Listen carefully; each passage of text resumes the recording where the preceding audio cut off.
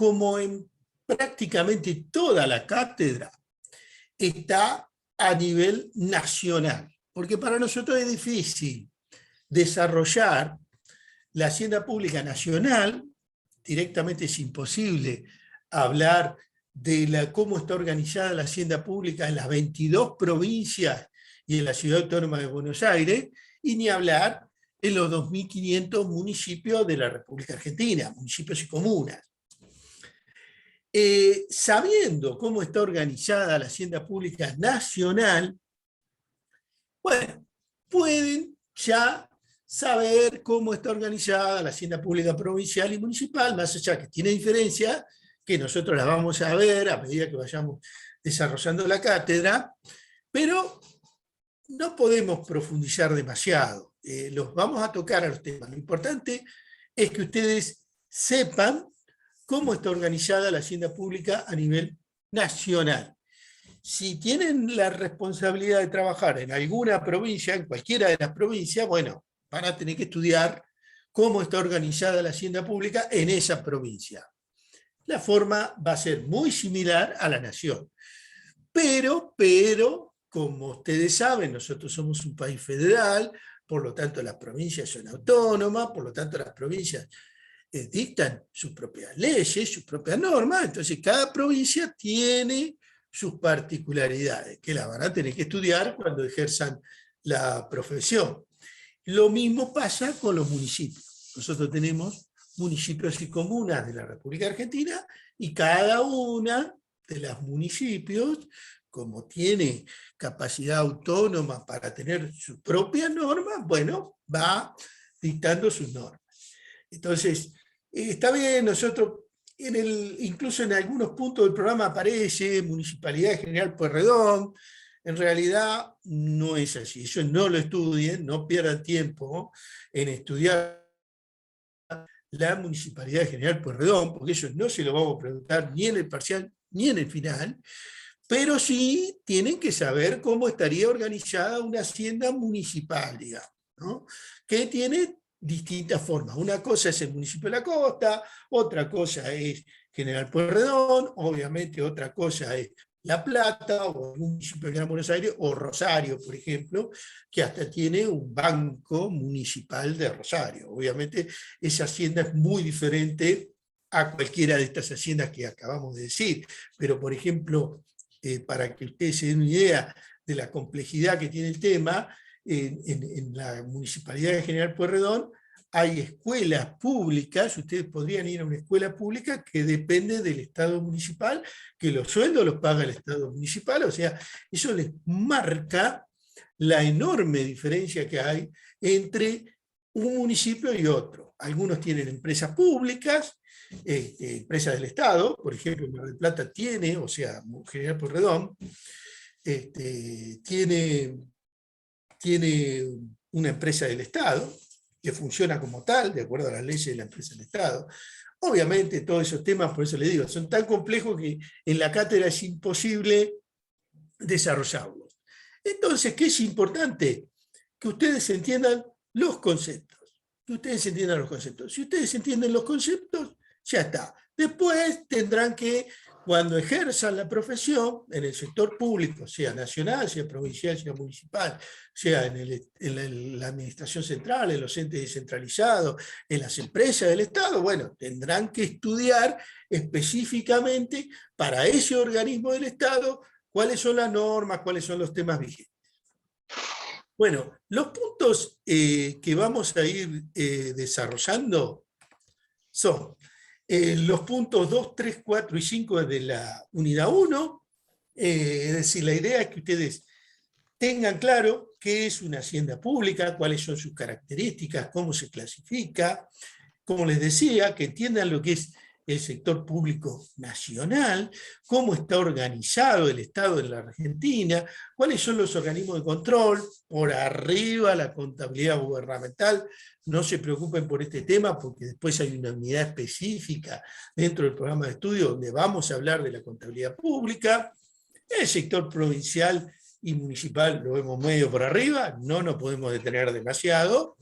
Y las distintas formas en que el Estado se ha ido descentralizando, desconcentrando, la forma en que lo hace y la forma en que se organizan esos diferentes entes, digamos, desconcentrados y descentralizados. Bueno, para saber qué es la hacienda pública, primero tenemos que saber qué es una hacienda. La palabra hacienda deriva de la palabra hacer. Entonces, es lo que se puede hacer con un conjunto de bienes. Eso sería lo que es una hacienda. Para que haya una hacienda, entonces tiene que haber un patrimonio definido, tiene que haber un organismo de tipo personal y un conjunto de actos que se realizan para administrar ese patrimonio. Bueno, con esto sabemos que es una hacienda. Bien, sabemos que las haciendas pueden ser privadas o públicas. Privadas cuando el dueño está en el sector privado. Públicas, bueno, cuando el dueño de la hacienda es el Estado. Por la naturaleza del vínculo, se clasifican en voluntarias y coactivas. Voluntarias es cuando yo quiero participar. Por ejemplo, un club de fútbol o una asociación sin fines de lucro tiene su hacienda. ¿Por qué? Porque tiene un organismo, porque tiene su patrimonio, porque administra su propio patrimonio, pero es voluntario. Yo si quiero me asocio al club o me asocio a la sociedad de fomento, participo de él. Coactiva es cuando estoy obligado a pertenecer. Entonces, cuando hablamos del Estado, sea el Estado nacional, sea el Estado provincial o sea el Estado municipal, y decimos, ¿cómo es la hacienda nacional, provincial o municipal? ¿Voluntaria o coactiva? Y es coactiva, porque yo no puedo decir que no pertenezco al Estado nacional o no pertenezco al Estado provincial o no pertenezco al Estado municipal. Sí o sí estoy. Bueno, según su duración, transitorias y perdurables. Transitorias cuando se hace una hacienda para una cosa específica, se cumplió ese objetivo y desapareció. Perdurables cuando duran en el tiempo. Acá tengan cuidado. ¿Por qué? Porque cuando lean el material, se van a encontrar con muchos libros donde dicen, no, la hacienda pública es perdurable. La respuesta es correcta, y es correcta, sí, el Estado existe, existió y va a seguir existiendo. Por lo tanto, podemos decir que es perdurable. Sin embargo, hay haciendas públicas que han sido transitorias, ¿sí? Por ejemplo, recordado por nosotros que tenemos algunos años, cuando se organizó el Mundial 78, se hizo un ente autárquico para organizar el Mundial. El ente se creó, es un ente del Estado, una hacienda pública del Estado. Se hicieron los estadios, se organizó el Mundial, terminó el Mundial y el ente desapareció. O sea, fue un ente transitorio. ¿Sí? Se destinó un presupuesto, no me acuerdo, pero pongámosle 500, 600 millones de dólares de aquel tiempo. No quieran investigar demasiado qué pasó con toda la plata, porque seguramente pasó lo que ustedes imaginan que pasaba, digamos, ¿no? Pero esto pasa. Por ejemplo, cuando se hicieron en Mar del Plata los Juegos Panamericanos, bueno, se hizo un ente para organizar los Juegos Panamericanos, y entonces se crearon, se organizaron los Juegos Panamericanos, ahí surgen un montón de bienes, y después se lo dieron a la Municipalidad de Mar del Plata, o sea, el ente desapareció, no es que sigue existiendo. Entonces, sí es posible que una hacienda pública sea transitoria. No es lo común, pero puede pasar que una hacienda pública sea transitoria. Bueno, por la integración de los órganos, dependientes o independientes, acá en general suele haber confusión, porque bueno, ustedes dicen, no, el Estado independiente, no. El Estado, o sea, como hacienda es dependiente. ¿Por qué? Porque la hacienda es de todos nosotros. Entonces, yo si tuviera por ejemplo, yo tengo un kiosco, tengo una hacienda. Entonces yo soy independiente. ¿Por qué? Porque yo hago con la hacienda lo que quiero. Lo que quiero. Yo soy el dueño, quiero vender, quiero regalar, regalo. Quiero cobrar más caro, cobro más caro. Quiero cobrar más barato, quiero correr lo que está acá, lo corro para allá, lo hago. Porque yo soy dueño de la hacienda y soy independiente. En el caso del Estado, al ser, son dependientes, porque no son dueños de la hacienda, quienes integran los organismos políticos, los organismos de control, los organismos de administración. Por lo tanto, dependen de los dueños que seríamos nosotros. ¿Sí? Más allá que nadie se siente dueño del Estado, entonces lo que es del Estado no es de nadie, entonces como que nadie le da importancia, pero es así. Bueno, según la división del trabajo, divisa o indivisa, esto es complicado para ustedes contestarlo. La hacienda en general, si lo leen en los libros, claro, la hacienda es, en su origen, era indivisa, porque no hacía, era simple.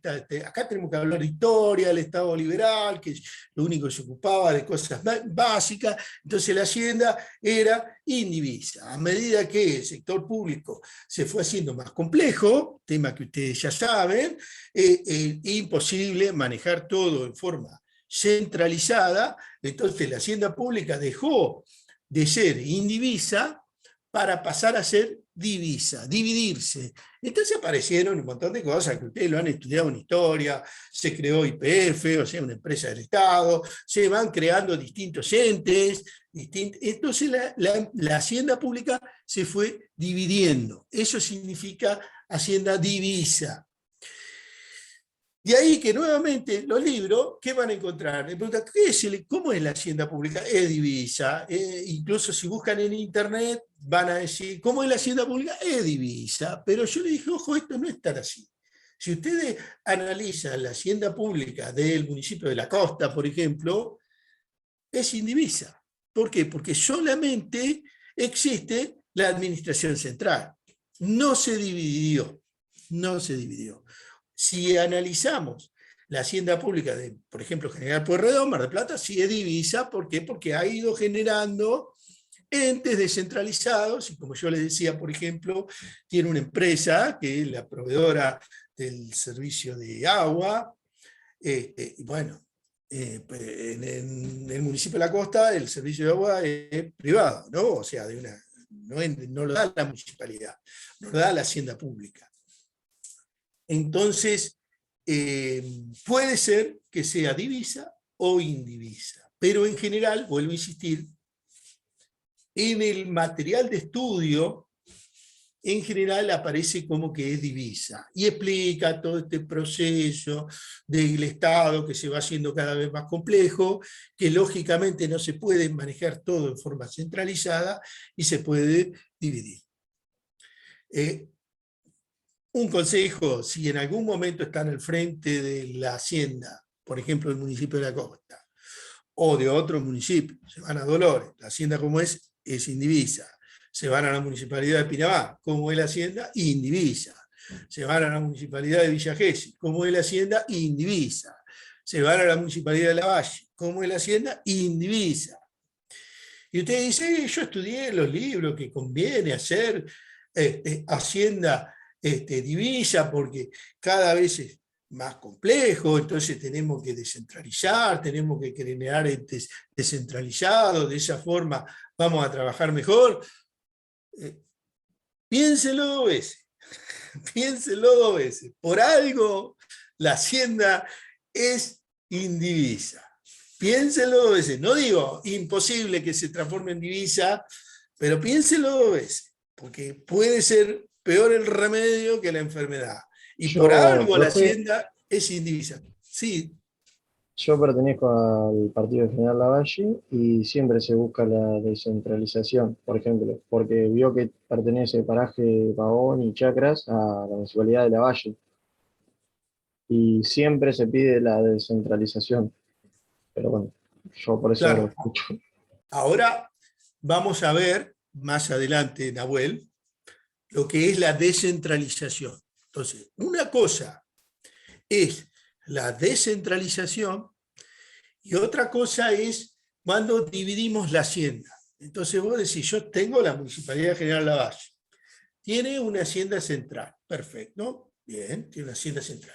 En general hay un palacio municipal, hay un montón de oficinas y todo eso, y ahí hay un tesorero, un contador, está el intendente, está el secretario de Hacienda, está el jefe de compras, y dice, bueno, vamos a descentralizar, vamos a generar otra hacienda pública en el paraje Pavón, otra hacienda pública en el hospital, otra hacienda... Bueno, eso tiene toda una serie de normas. Tenés que poner una persona responsable, tenés que poner un contador, tenés que poner un jefe de compra, tenés que poner un tesorero, tenés que poner una persona que se encargue de liquidar todos los sueldos. Entonces, todo eso estructura, tiene un costo importante, primer punto, tiene un costo importante. Entonces, ahí hay que analizar costo-beneficio.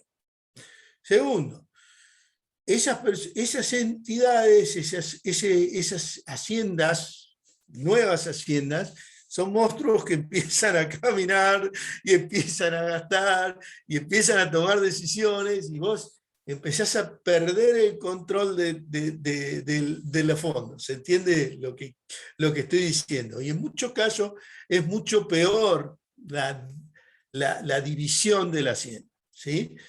Que no es estrictamente descentralización. Este tema lo vamos a ver ahora, más adelante. La descentralización, la desconcentración, las haciendas centrales, las haciendas anexas, conexas o paraestatales. Incluso está en el trabajo práctico que vamos a resolver.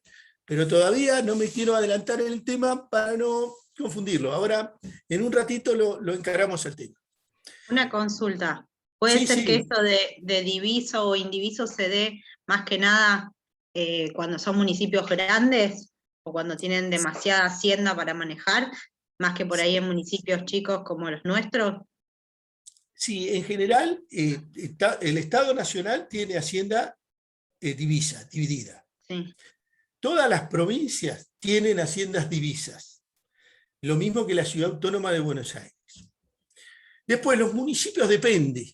Como yo te dije, una de las características que tienen los municipios de la República Argentina es la heterogeneidad, son todos distintos. Entonces vos te vas a encontrar que en Villa Gesell el servicio del agua corriente lo da la municipalidad. Si te vas a Mar del Plata y la escuela primaria, tienen escuela primaria con docentes que son municipales. Y así vos vas yendo, tenés municipios, por ejemplo, que no tienen hospitales. ¿Cómo que no tienen hospitales? No, porque hay hospitales provinciales que atienden en el municipio. Entonces, ese municipio no tiene hospitales, por ejemplo. Tenés municipios que no recolectan la basura. ¿Por qué? Porque contratan una empresa que recolecta la basura. Tenés municipios que no barren las calles, porque lo habrán visto, gente barriendo las calles con una identificación de una empresa, ¿no es cierto? Entonces, fíjate vos qué distintos son los municipios. Entonces, no se trata únicamente de si son grandes o chicos, tiene que ver con el territorio, tiene que ver con toda una historia atrás de... Se van a Bahía Blanca y en Bahía Blanca un empleado municipal no tiene idioma, por ejemplo. ¿Por qué? Y no, porque la municipalidad tiene obra social, una obra social municipal. Fíjese de lo que estamos hablando. Se van a otro lado. Cada municipio es particular.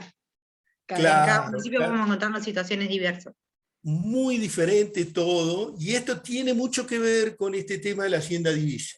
Porque vos por ahí decís, bueno, no me banco más a la maestra que están en la escuela primaria, no quiero saber más nada con esto, por favor generemos una hacienda distinta que la atienda a otro. Yo no la quiero ni que me golpeen la puerta, porque son insoportables, me hacen paro, me vienen con esto, me vienen con aquello. Listo.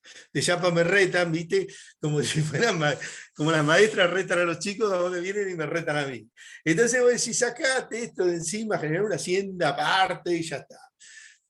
Depende de un montón de cosas, ¿sí? No es lo mismo la Valle, que puede tener una dependencia así rural, digamos, un asentamiento rural, al municipio de la costa, que tiene Mar de Ajó, San Bernardo, Mar del Tuyú, Santa Teresita, San Clemente, ciudades distintas que incluso no están conectadas fácilmente unas con otras y que incluso a veces no tienen identidad. O sea, vos sos de San Bernardo y sos de San Bernardo, sos de Mar de Ajó y sos de Mar de Ajó, sos de Santa Teresita y sos de Santa Teresita. A veces hasta se tienen bronca entre uno y otro. O sea, no digo el municipio de la costa, pero puede pasar.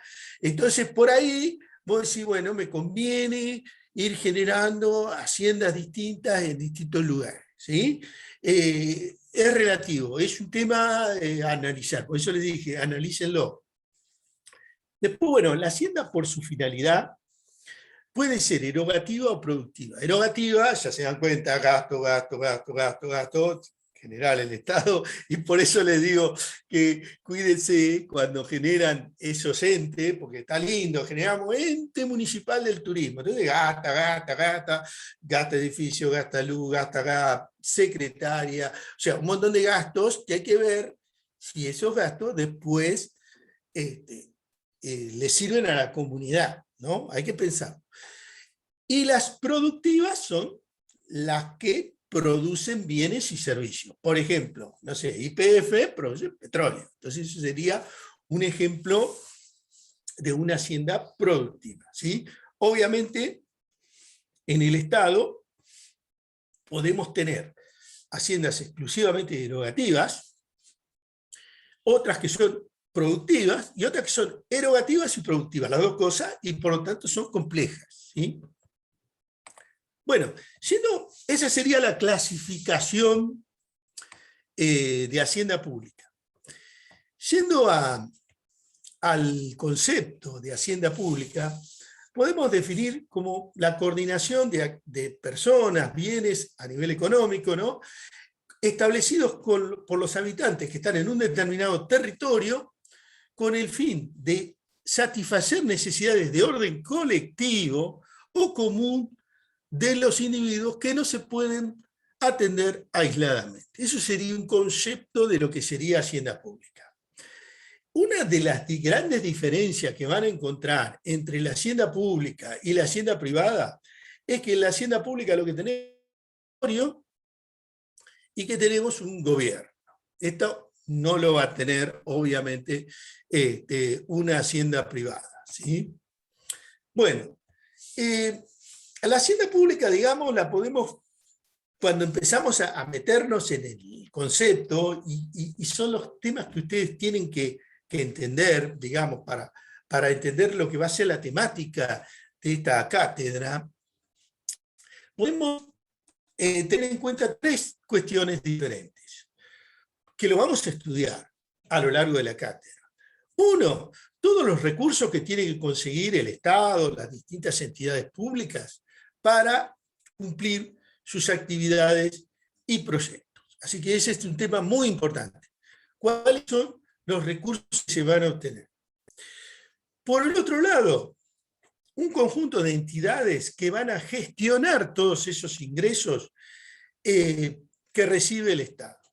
Y luego, cómo a través del Estado, de los distintos organismos, de qué forma se van a ir logrando esos objetivos que persigue el sector público, para los cuales siempre, como ustedes saben, tenemos recursos que son limitados.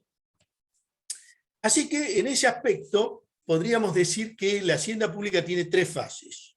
Uno, generamos ingresos, tendría que ser la recaudación. Dos, la fase de la inversión o de los egresos. Gastamos los gastos que hace el Estado. Y por el otro lado, la fase de la administración de los recursos. No solo de la plata, sino de todos los bienes que posee el Estado. Bueno, las características entonces de la hacienda pública, esto lo vimos un poco, es coactiva, es dependiente y es compuesta, ¿sí? Esto, como dijimos, quedó claro, coactiva quiere decir que estamos obligados a pertenecer al Estado, no podemos elegir. Dependiente, acuérdense eso, de que como no soy el dueño del Estado, no tengo independencia, no hago lo que quiero por el hecho de ser presidente, por el hecho de ser gobernador, por el hecho de ser intendente o legislador. Y obviamente tiene características que ustedes conocen de tipo político, territorial, formal, impersonal, subsidiaria y administrativa. Lo que nosotros tenemos con respecto a la diferencia que hay entre la hacienda pública y la hacienda privada, es que en la hacienda privada a mí me va a interesar mucho la variación de mi patrimonio. Yo quiero ganar plata. En la hacienda pública, el énfasis no está dado tanto en ganar dinero, en un afán de lucro, sino que lo que buscamos en general es tener un equilibrio entre los recursos que tiene el Estado y sus erogaciones. Por una cuestión conceptual, toda erogación, o sea, toda salida de fondo, es considerada un gasto. Por eso, cuando veamos presupuesto de gastos, vamos a ver que los gastos, están todos, están los gastos comunes, que ustedes conocen, las inversiones, todo está metido en el presupuesto de gastos. No se preocupen porque es un tema que después lo vamos a ver, tiene cierta complejidad, cómo se lleva la contabilidad pública, arriba de la línea, abajo de la línea, cómo se van mostrando cuando un gasto, digamos, es una erogación corriente, cuando un gasto es un gasto de capital, por lo tanto es una inversión. Eso lo vamos a ver después. ¿Cómo tiene recursos el Estado? Los obtiene de manera directa y de manera derivada. Las palabras parecen difíciles, pero bueno, no es algo muy simple. De manera directa es cuando yo tengo un bien, por ejemplo, el Estado tiene un terreno y lo vende. Ahí obtiene recursos de manera directa. O tiene una casa, una oficina, lo que sea, y lo alquila. Eso es una manera directa de obtener recursos. En el caso, por ejemplo, del municipio de La Costa, un ingreso que obtiene de manera directa es por la playa. Vieron que la playa es pública. Entonces, bueno, se les da concesión a un balneario, digamos, para que lo explote, y de esa forma obtiene ingresos de manera directa por digamos, arrendar, entre comillas, sus bienes. ¿Sí? Lo que es de manera derivada es el principal recurso que obtiene el Estado. El Estado, a través de sus atribuciones, de sus normas, puede obtener dinero de los particulares. ¿Cómo lo obtiene? Cobrándonos impuestos. Entonces, si usted tiene una casa, le cobra impuestos. Usted tiene un campo, le cobra impuestos. Usted vende, le cobra impuestos. ¿Por qué? Y porque es el Estado y porque tiene la capacidad coactiva de sacarnos una parte, sea de nuestros ingresos, sea de nuestro patrimonio, sea de nuestras ganancias, por la vía de impuestos, contribuciones, tasas. Y ese es el principal recurso que tiene la hacienda pública y que nosotros lo vamos a estudiar en detalle. Ahora es solamente para que ustedes entiendan lo que es la hacienda pública y cómo funciona el Estado. Me sale conexión inestable, no sé si me están escuchando. ¿Sí? ¿Me escuchan? Sí, profe, ¿Sí? se escucha bien. Bien. Bueno, Sí, precisamente bien. entonces, el principal recurso que tiene la hacienda son los derivados, que se obtienen de manera coactiva, fundamentalmente a través de los impuestos. Como les dije, a través de también contribuciones, tasas, todo. Bueno, elementos de la hacienda pública, esto lo tienen que estudiar, tenemos un sujeto, tenemos un territorio, tenemos el patrimonio, hay una serie de necesidades colectivas, por eso existe, digamos, la hacienda pública, por eso existe el Estado, tenemos una materia administrable, que son los medios económicos que tenemos para satisfacer las necesidades colectivas, la actividad que tiene el Estado y la finalidad. Como yo les decía, el hecho de tener un gobierno y el hecho de tener un territorio va a diferenciar la hacienda pública de la hacienda privada.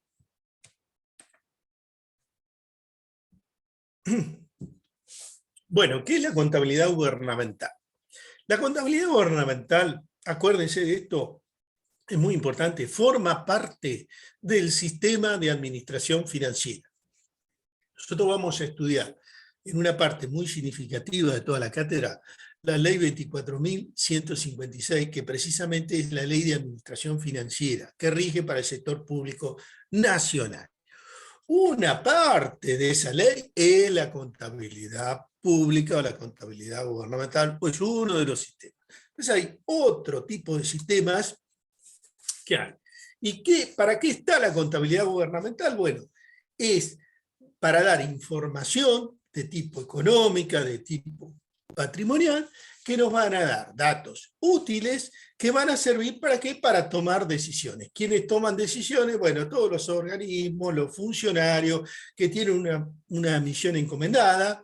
También nos va la contabilidad gubernamental a facilitar el control de gestión por parte de la ciudadanía, por parte de los representantes, fundamentalmente organismos legislativos, y también por los órganos específicos. Hay órganos específicos creados para controlar tanto el sector público nacional como el sector público provincial y municipal. Temas que vamos a ver más adelante con detalle, no en esta clase, los vamos a ver más adelante en profundidad.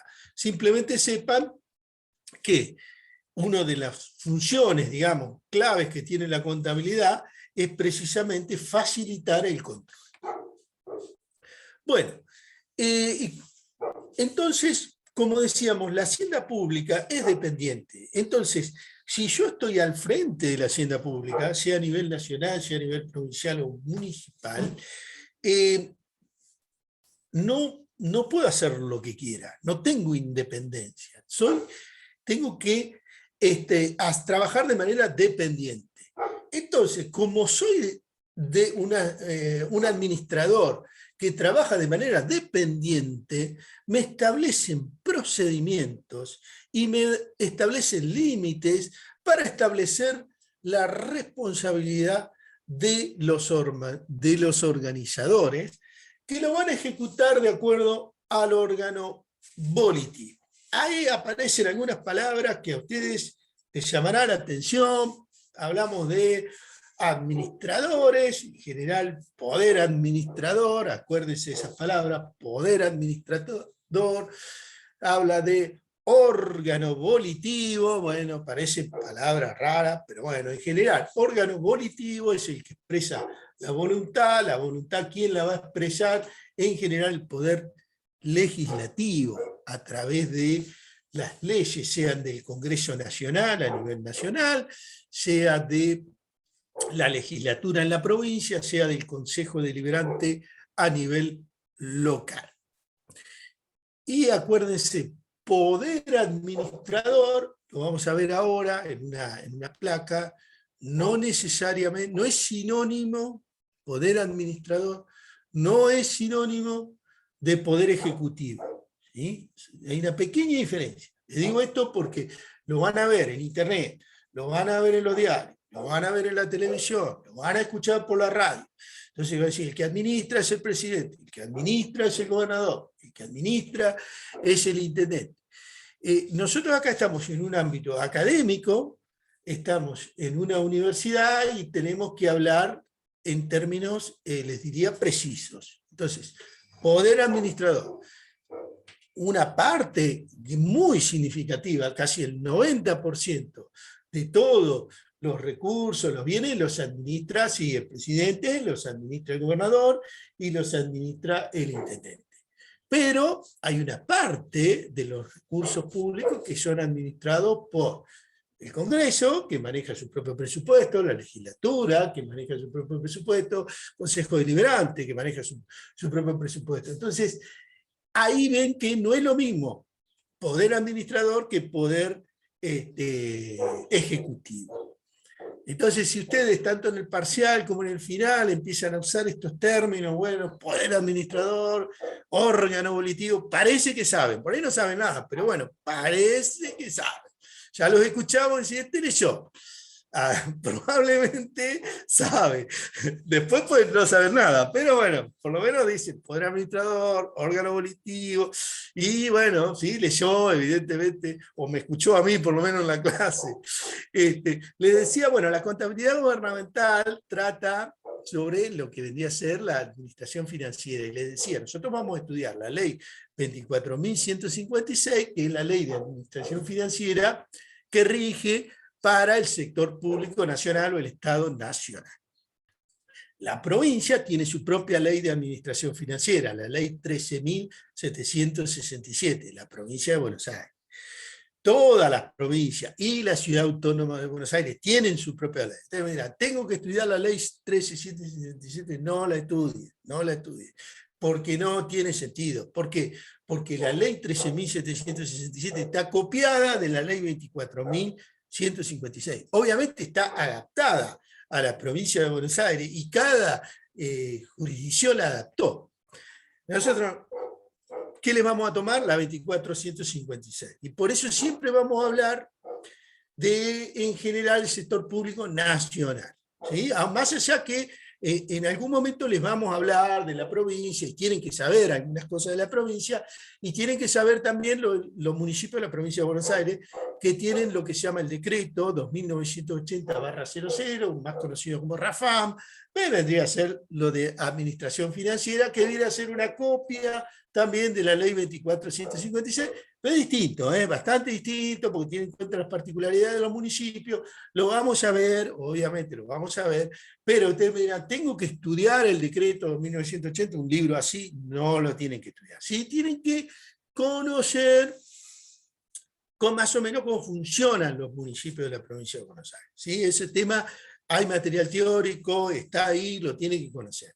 Pero lo que nosotros nos vamos a concentrar por ahora es la ley 24.156, porque es imposible concentrarnos en todo. Sí, como les dije, cuando trabajen van a tener que ponerse a estudiar todas estas cosas, porque de acá de la cátedra les va a dar los conceptos básicos, la formación, pero no les va a poder explicar todo artículo por artículo, detalle por detalle, imposible. Bueno, seguimos con cómo está organizado el Estado nacional, provincial y municipal. Está dentro del programa de estudio. Tienen que entender, tenemos nuestra Constitución tiene un régimen representativo, republicano y federal, y por lo tanto tenemos al Estado dividido en distintos poderes: el poder legislativo, poder ejecutivo, poder judicial. Lo que yo les decía, cada uno administra su propio presupuesto, así que todos tienen su poder administrador, digamos, ¿sí? Entonces, el Estado argentino, en general, a nivel nacional, nosotros vamos a tener una hacienda central, una hacienda que es divisa, o sea, está dividida y es compleja. ¿Por qué la hacienda del sector público nacional es divisa? Bueno, lo que decíamos antes. Al principio, las funciones que cumplía el Estado eran muy simples. A medida que se fue haciendo más complejo, fue necesario dividir la hacienda y entonces empezamos a tener hacienda central y haciendas descentralizadas. ¿Por qué es compleja? Porque tiene haciendas de erogación y haciendas de producción.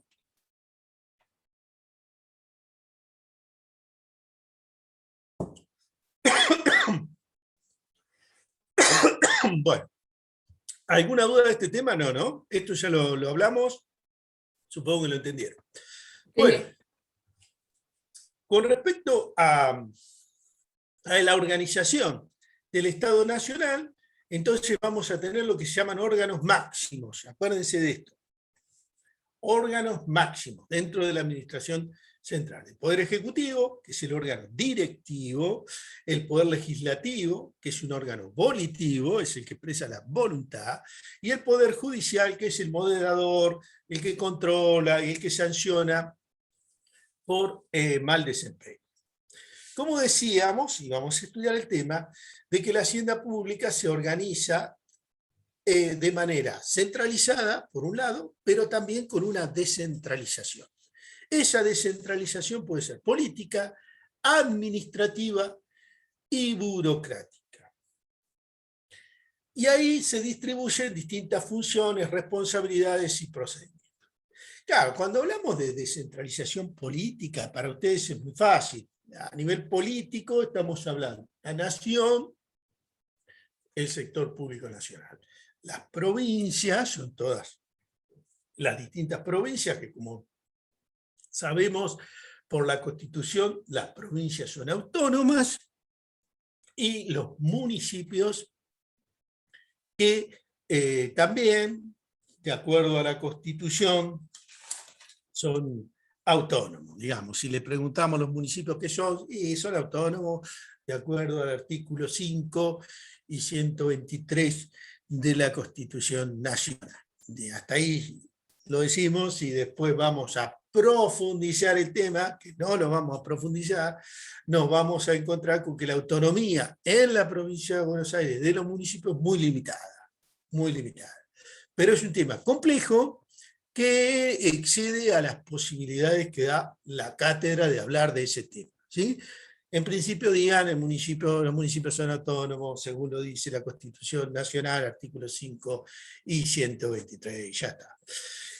Con respecto a la descentralización administrativa, burocrática, bueno, esto lo vamos a ir viendo en la clase de hoy. Tienen que entender que existe una hacienda central, que es el núcleo erogativo en el que van todas las líneas de organización de la hacienda. Existen haciendas anexas, que son haciendas más chicas, descentralizadas. Acuérdense de esto, es muy importante, que son creados por ley, tienen personería jurídica y tienen autarquía, ¿sí? Así que recuérdense de esto, lo van a tener que contestar en el trabajo práctico de hoy, porque les preguntamos este tema, es una respuesta teórica con respecto a la hacienda central, las haciendas anexas y las haciendas conexas.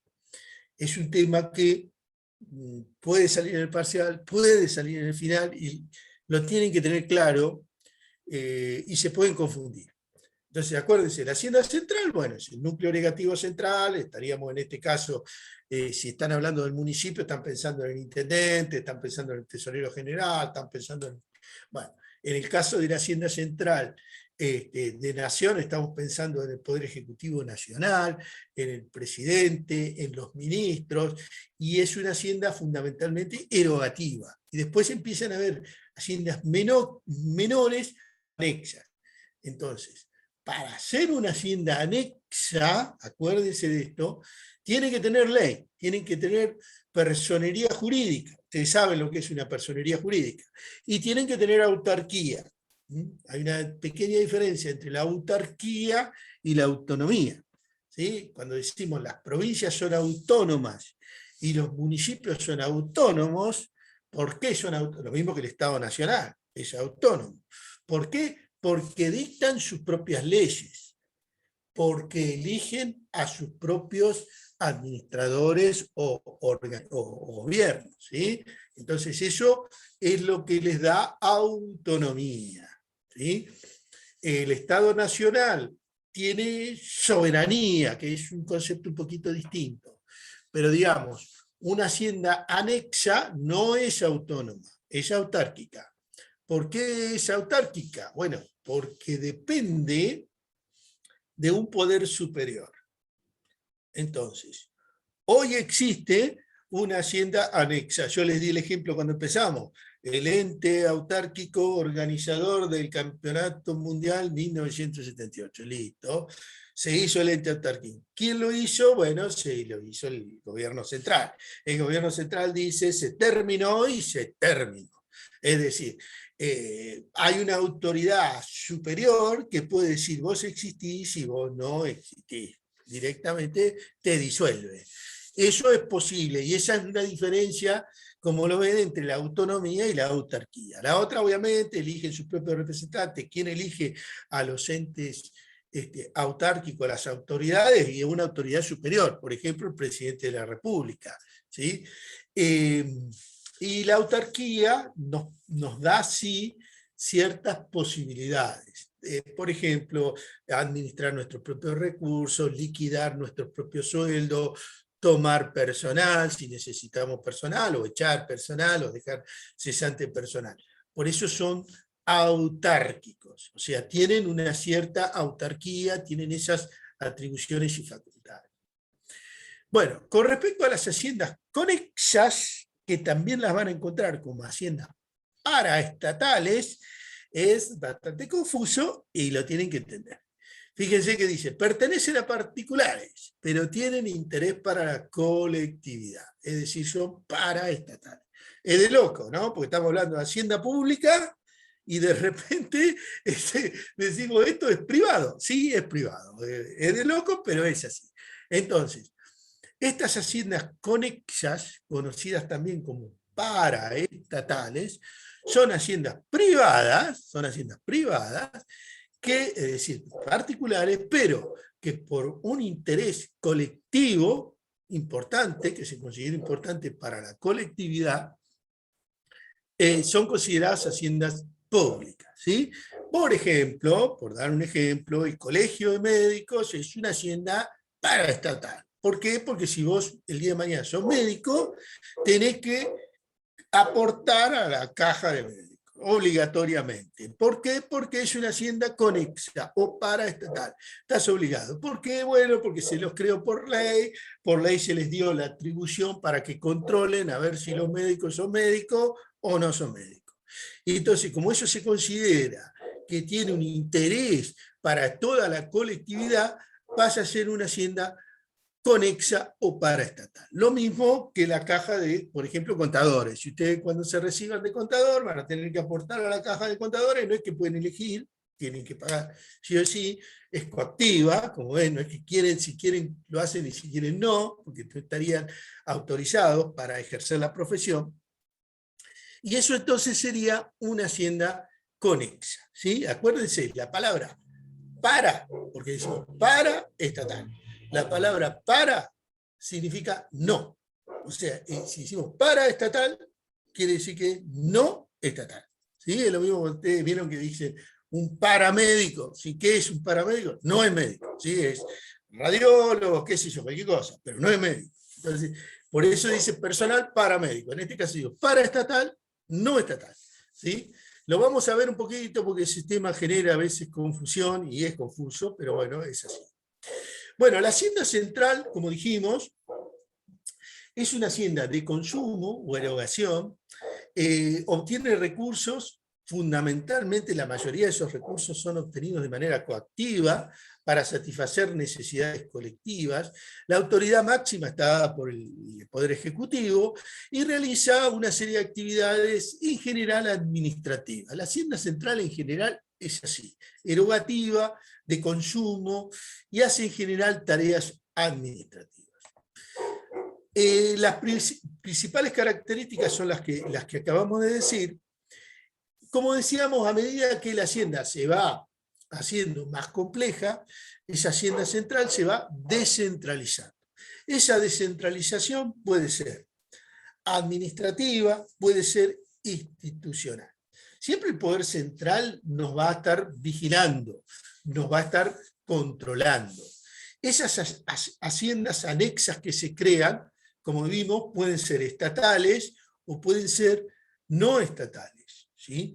Pero es importante que ustedes entiendan que cuando hablamos de haciendas anexas, tanto conexas como anexas, estamos hablando de haciendas que tienen personería jurídica y entonces fueron creadas por ley y tienen patrimonio propio y tienen una actividad específica.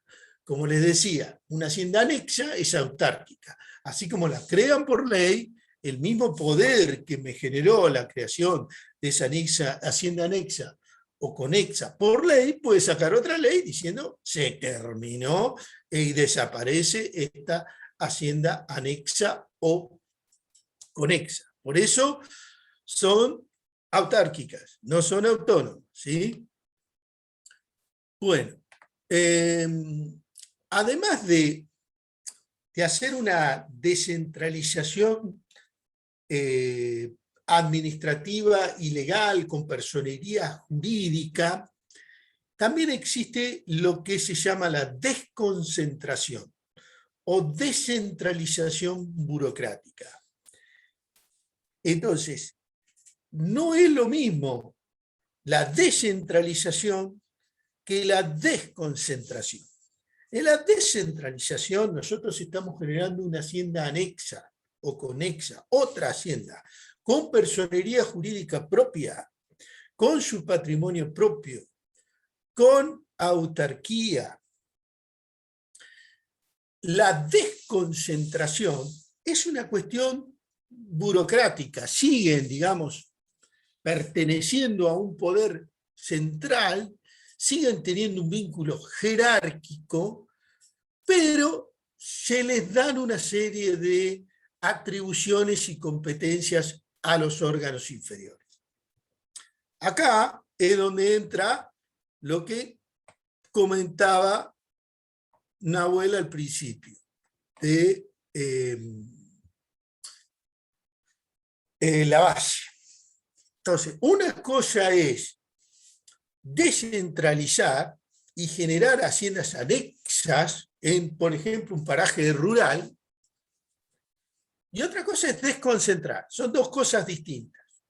Yo puedo perfectamente en la hacienda pública, en este caso central de General Lavalle, hacer una desconcentración. ¿Qué quiere decir desconcentración? Pongo, no sé, un delegado en tal paraje rural. Claro, ¿el delegado de quién depende? Depende de la hacienda central. Así como lo ponen, te sacan. Plata tiene que pedir allá, porque si no te dan plata, no te dan plata. Pero vos como hacienda central le podés ir dando una cierta descentralización burocrática.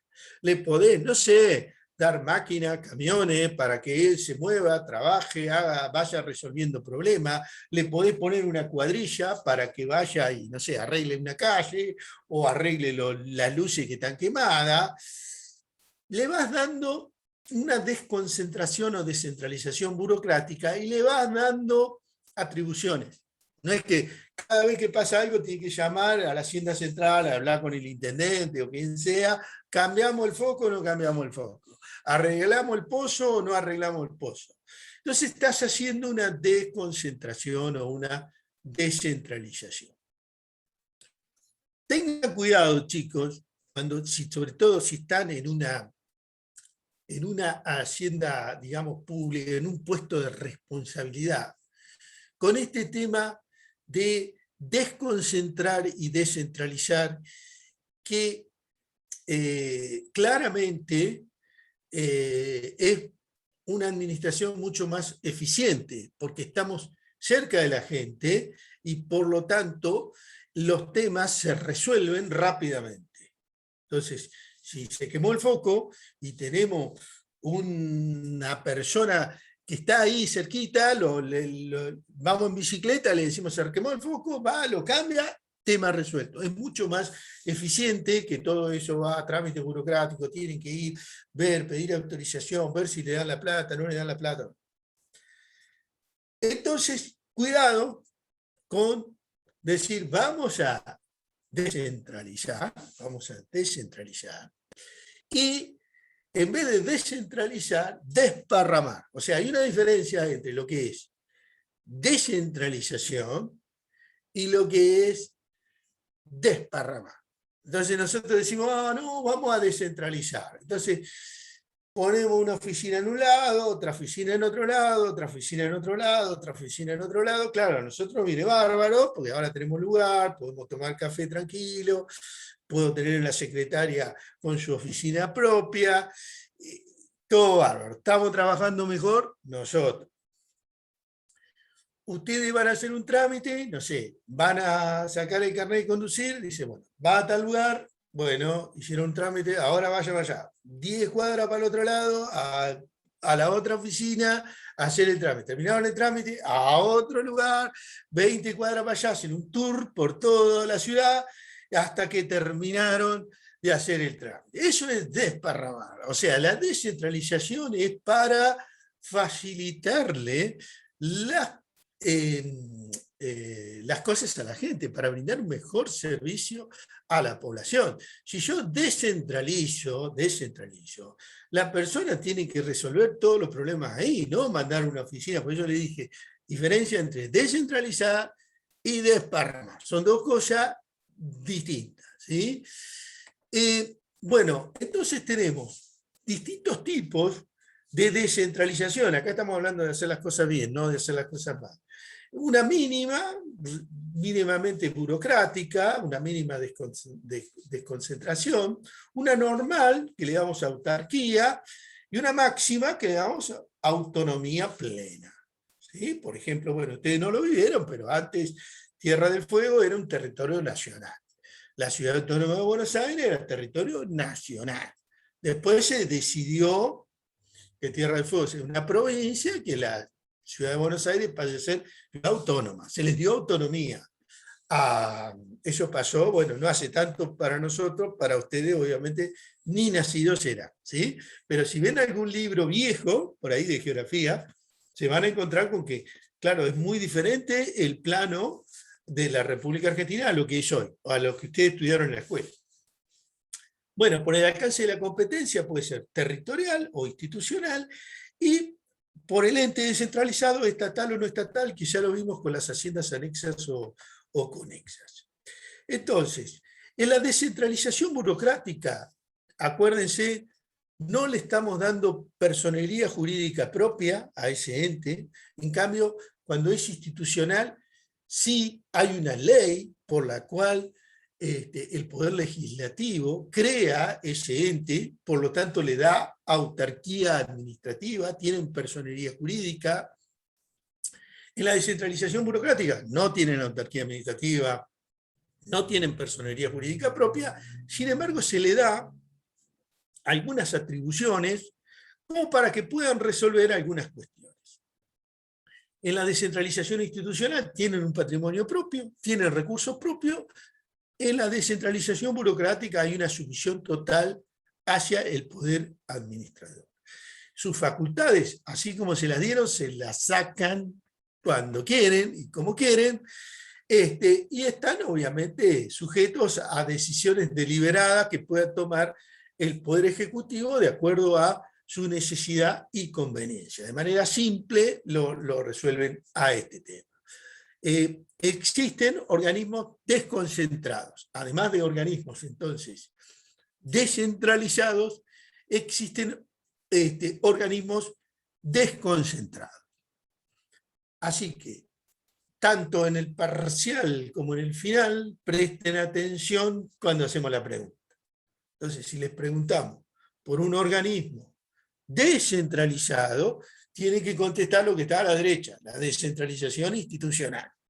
Y si le preguntamos por un organismo desconcentrado, tienen que contestar lo que está a la izquierda. Esto suele pasar muchas veces con lo que se llaman script. No leen. Primero lean, chicos, qué es lo que le estamos preguntando. No leen, ya miraron por arriba y ya empezaron a escribir. Piensan con los dedos. Sabían el tema, pero contestaron mal.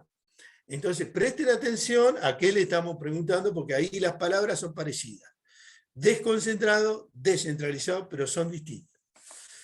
Bueno, entonces, como decíamos, las entidades autárquicas, que son los entes descentralizados, lo comentamos ya, las entidades autárquicas tienen personería jurídica propia, han sido creadas por ley, tienen su propio patrimonio, tienen sus atribuciones, pueden tomar este tipo de decisiones, como yo les decía, pueden liquidar sueldos, pueden contratar personal, pueden gastar sin pedir autorización porque tienen su propio patrimonio y su propio presupuesto y tienen atribuciones para hacerlo. Autonomía, acuérdense, la autonomía ya tienen esa capacidad de crear su propia ley y tienen una base territorial. Por eso autónomos son las provincias, los municipios, la Ciudad Autónoma de Buenos Aires. El Estado Nacional, como yo les dije, es directamente soberano, que es más que ser autónomo. Bueno, las entidades descentralizadas han sido, como lo dijimos, creadas por normas del Estado, tienen personería jurídica propia, tienen un patrimonio que se les asignó por ley, se administran por sí mismos, tienen sus propios órganos, están ligadas al órgano ejecutivo por tareas de control, pero no por vínculos jerárquicos.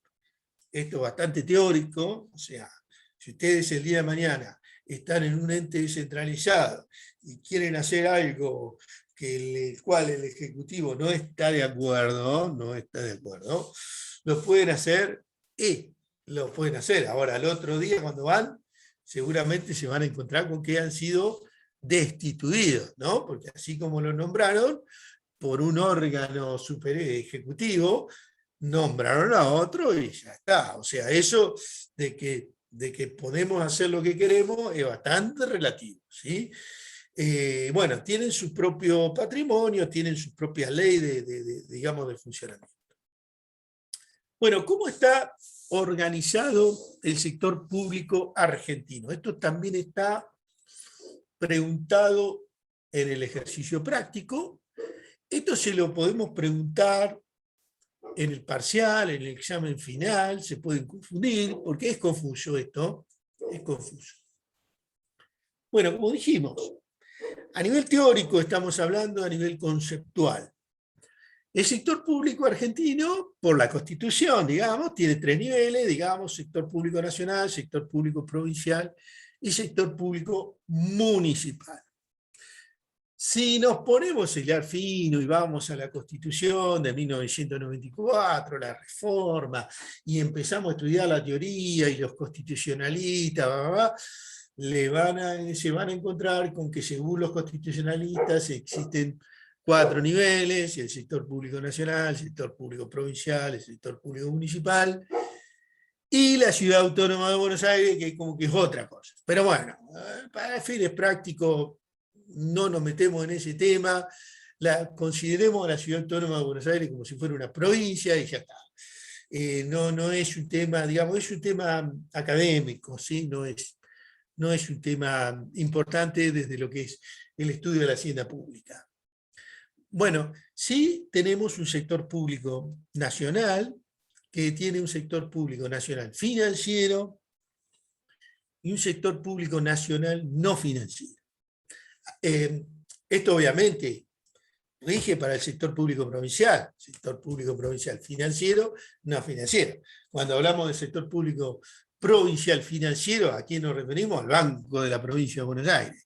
Y cuando hablamos del sector público provincial no financiero, nos referimos a, digamos, el resto de tanto la hacienda central como las descentralizadas de la provincia.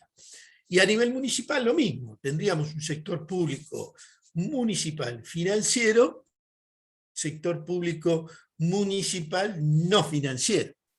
Lo que pasa es que prácticamente no hay bancos y entidades financieras municipales, ¿sí? Tenemos el único banco sobreviviente, Banco Municipal de Rosario. Así que si van a Rosario, se van a encontrar que la Municipalidad de Rosario tiene un sector público municipal financiero, el Banco Municipal de Rosario, y un sector público municipal no financiero, que es el resto.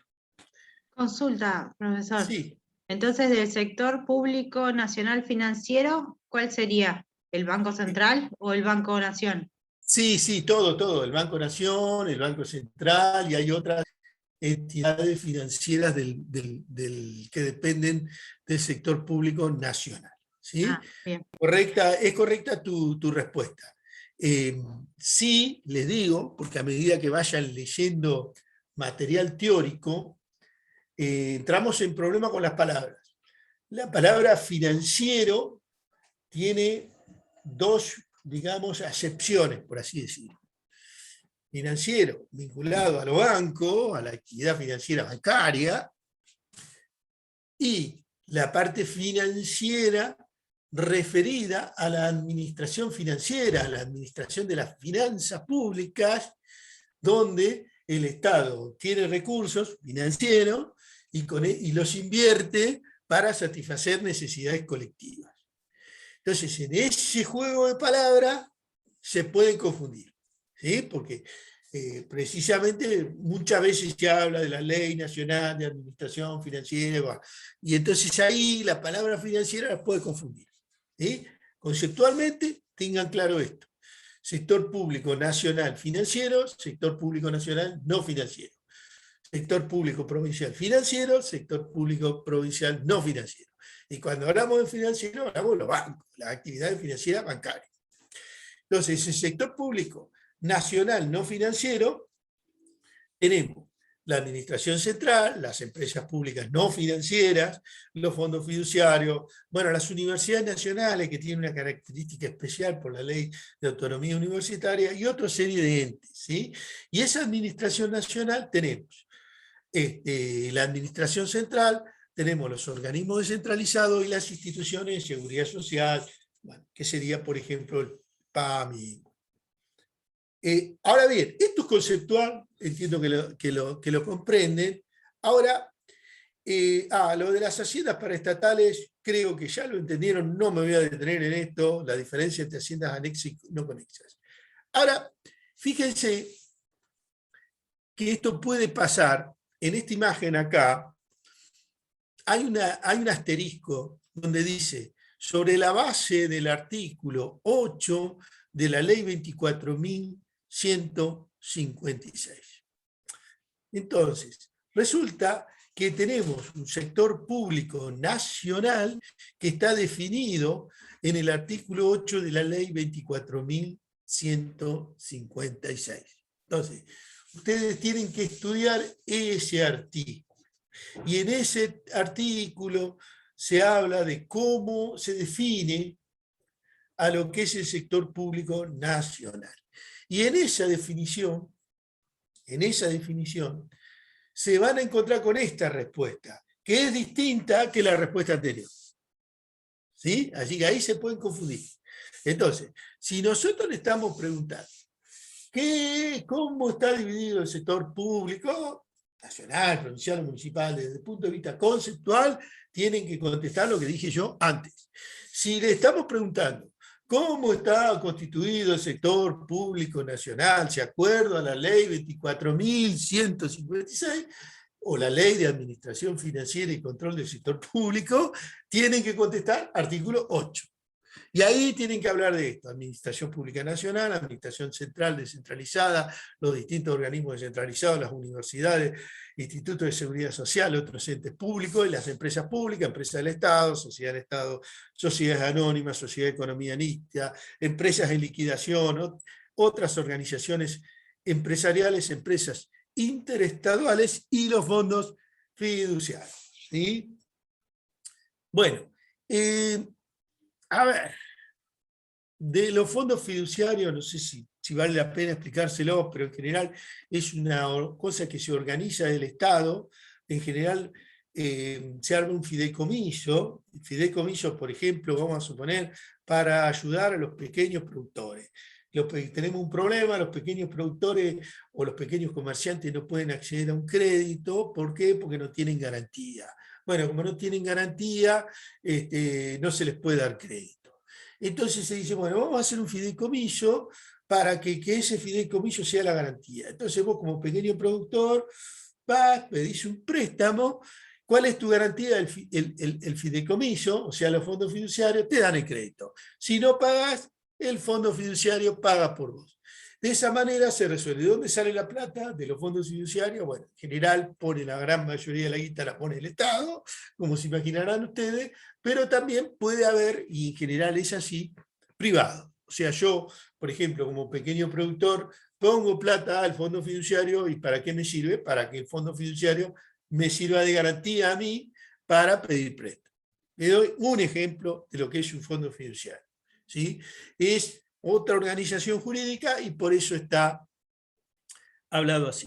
Bueno, con respecto a la administración central, ya lo hablamos, la administración descentralizada, acuérdense todo lo que dijimos, creadas por ley, los organismos descentralizados, las universidades. Yo les dije, hay una ley de autonomía universitaria, por eso las universidades son autónomas. Como las universidades son autónomas, tienen, digamos, su propio gobierno.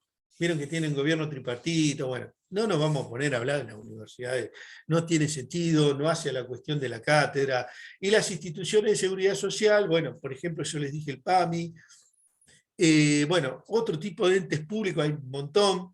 Yo les puse, como es tan complejo el sector público nacional, yo les puse ahí en la clase 2 un enlace a un sitio web de gobierno donde mapea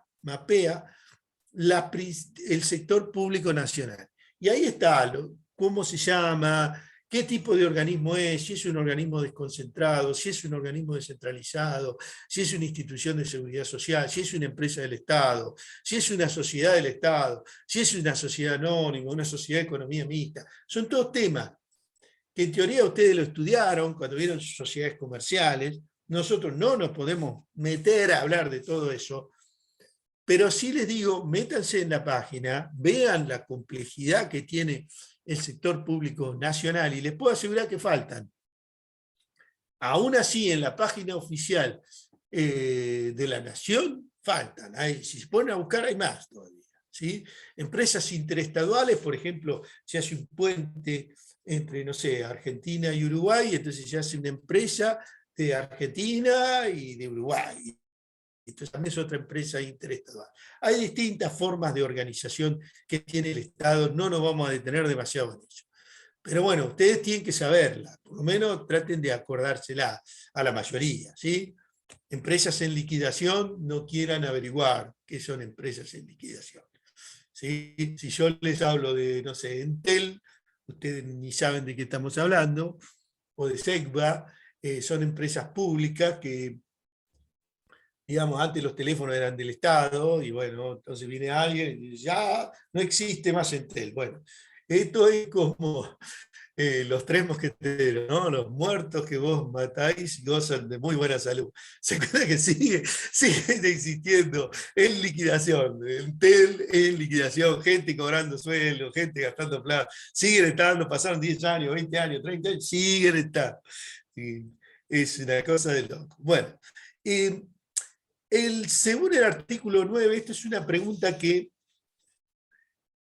también puede pasar, ¿cuáles son las jurisdicciones y entidades que existen de acuerdo al artículo 9 de la ley 24.156? Tienen que saber este artículo, ¿sí? Ahí se define lo que es una entidad, que ya lo vimos, es toda organización pública con personería jurídica y patrimonio propio. Se define lo que es la administración central, que es el Poder Ejecutivo, el Poder Legislativo y el Poder Judicial, que ya lo vimos, y se divide lo que son jurisdicciones, las institucionales, Poder Legislativo, Poder Judicial y Ministerio Público y Presidencia de la Nación. Este tema de las jurisdicciones les va a aparecer cuando tratemos el tema de la contabilidad pública, y los administrativos financieros, que vienen a ser servicio de la deuda y obligaciones a cargo del Tesoro, son temas que les van a servir cuando veamos contabilidad pública. Va a haber una unidad específica del programa de estudio donde vamos a ver estos temas, ¿sí? Pero bueno, es importante que entiendan que se define de acuerdo a la ley lo que son las jurisdicciones, lo que son las cuestiones administrativas y financieras, se define lo que es una entidad, se define incluso lo que es la administración central, lo que es el Poder Ejecutivo, Legislativo y Judicial. No haría falta hacerlo, pero bueno, la ley lo define así. Bueno, vamos al último punto que nos falta ver, que es la contabilidad y el control. Como yo les decía, el Estado, el sector público, es una hacienda cuyo gobierno es dependiente.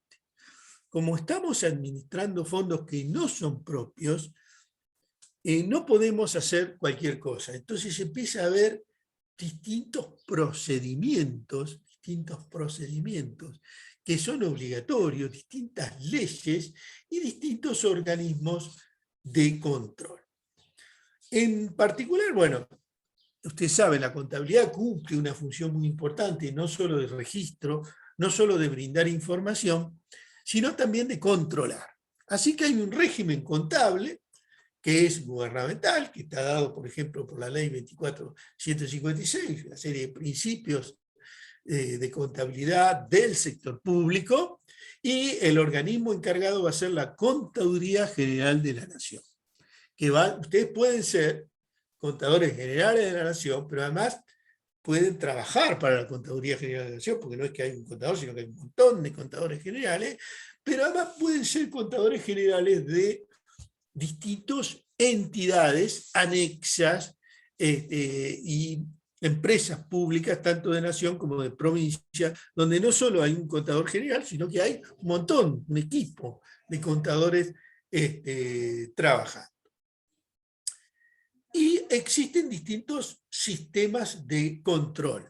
En el caso de Nación, existe un control interno que está ejercido por la Sindicatura General de la Nación, que es su SIGEN, está escrito ahí, significa Sindicatura General de la Nación, que hace el control dentro del organismo, que depende del mismo organismo.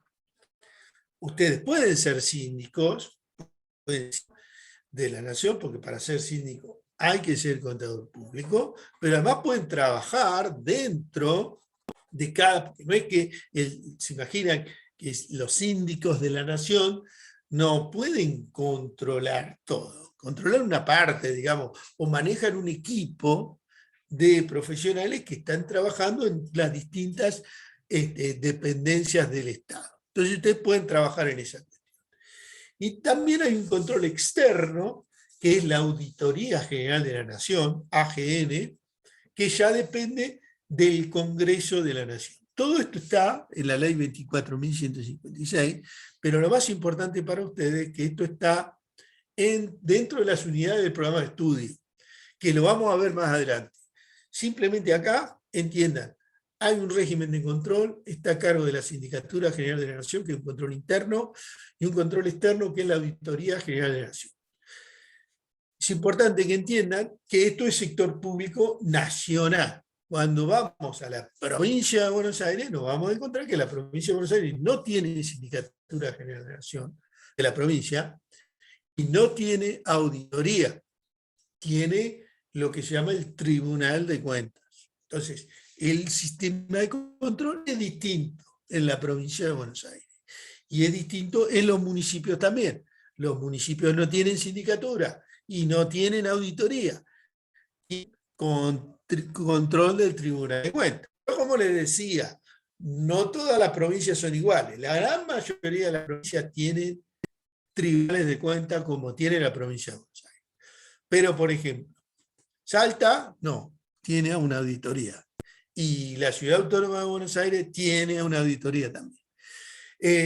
¿Ustedes qué tienen que saber? Tienen que saber que hay un régimen de control, que ese régimen de control a nivel nacional, a nivel interno lo hace la sindicatura, y a nivel externo la Auditoría General de la Nación. Sepan que en la provincia hay otros organismos de control, los vamos a ver más adelante. Sí, me parece importante que ustedes entiendan que el control tiene distintos momentos. Está el preventivo, que es el previo, el que se hace antes que las cosas se ejecuten, y que obviamente es el más importante, porque es un control que se hace para evitar que le roben, digamos, al Estado, hablemos así en términos concretos, ¿sí? ¿Por qué decimos que está, por ejemplo, con el presupuesto? Bueno, porque si nosotros hacemos un presupuesto y decimos, no sé, que vamos a hacer vivienda, y que cada vivienda nos va a salir, no sé, 15 millones de pesos, bueno, alguien tiene que controlar eso, es decir, ojo, ¿cómo van a ser preventivamente viviendas que cuestan 15 millones de pesos? Entonces, de esa forma se evita que le generen un perjuicio al Estado. Por eso es tan importante el control preventivo. El control concomitante es el que se hace en el momento, a medida que se están ejecutando las acciones del Estado, y todo el posterior o crítico es el control ex post, que se hace después, que es importante, pero es el menos importante, ¿sí? Porque si nosotros encontramos que alguien robó, ¿no? 10 años después descubrimos que se robó 10 millones de dólares. Lo podemos encontrar con los bolsos, lo que sea. La plata se la robaron. Es decir, las obras no se hicieron. Lo podemos meter preso, nos podemos poner felices de que está preso. La plata, o sea, el control efectivo realmente es el preventivo y el concomitante. No digo que no hay que hacer un control ex post, por supuesto que hay que hacerlo. Y que es importante, pero también el control posterior nos está mostrando que no funcionó el sistema de control preventivo y no funcionó el sistema de control concomitante. Bueno, Esto, como dijimos, está previsto en la ley 24.156, el control interno lo ejerce la sindicatura, tiene personería jurídica propia, la sindicatura tiene autarquía administrativa y financiera, depende directamente del presidente de la nación. Por eso decimos que es un control interno. ¿Qué va a hacer? Va a dictar normas de control interno y va a vigilar su cumplimiento. Van a ser, si ustedes son cínicos, tienen que hacer un plan para controlar, tienen que dictar las normas y tienen que controlar que todas esas normas se cumplan.